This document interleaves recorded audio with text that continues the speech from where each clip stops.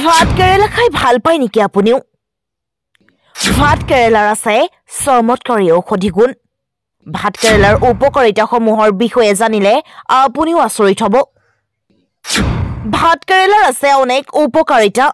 জনাই আছো সবিশেষ ভিডিঅ'টো এটা শ্বেয়াৰ কৰি শেষলৈ চাব। কেঞ্চাৰৰ প্ৰতিৰোধী গুণ আছে ভাত কেৰেলাত। আপোনাৰ খাদ্যৰ তালিকাত ভাত কেৰেলাক আজিয়ে অন্তৰ্ভুক্ত কৰক।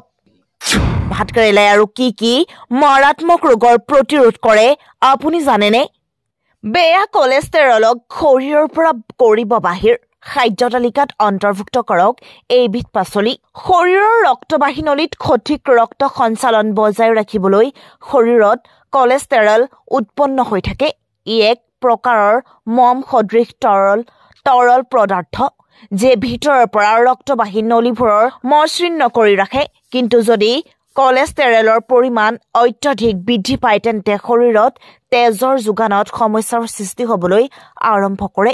ইয়াৰ ফলত হাৰ্ট এটেকৰ সম্ভাৱনাও বৃদ্ধি পায়। আৰু আজি আমি আপোনালোকক জনাবলৈ ওলাইছো যে কলেষ্টেৰল নিয়ন্ত্ৰণ কৰা এবিধ আচৰিত পাচলিৰ বিষয়ে ক'বলৈ।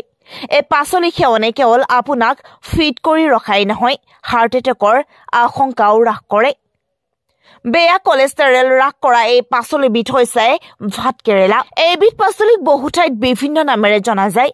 ইয়াত বৃহৎ পৰিমাণৰ আঁহ পোৱা যায়, যিয়ে মলৰ লগতে শৰীৰৰ পৰা বেয়া কলেষ্টেৰল আঁতৰাই পেলায়। এতিয়া আকৌ ভাত কেৰেলাৰ উপকাৰিতা। কেঞ্চাৰৰ প্ৰতিৰোধ কৰে ভাত কেৰেলাই। চিকিৎসকৰ মতে ভাত কেৰেলাত বহুতো শৰীৰৰ বাবে অতি লাগতিয়াল উপাদান পোৱা যায়, যিবোৰ শৰীৰত প্ৰৱেশ কৰি কেঞ্চাৰ প্ৰতিৰোধী উপাদান হিচাপে কাম কৰে।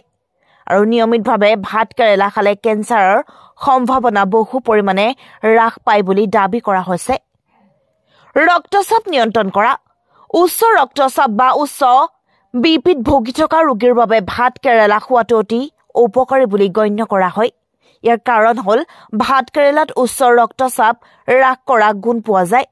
এই পাচলিৰ ৰস খালে উচ্চ ৰক্তচাপৰ পৰা সকাহ পোৱা যায়। ওজন নিয়ন্ত্ৰিত হয়। মেদবহুলতাৰ সমস্যা থকা সকলৰ বাবে ভাত কেৰেলাই ঔষধ হিচাপে কাম কৰে।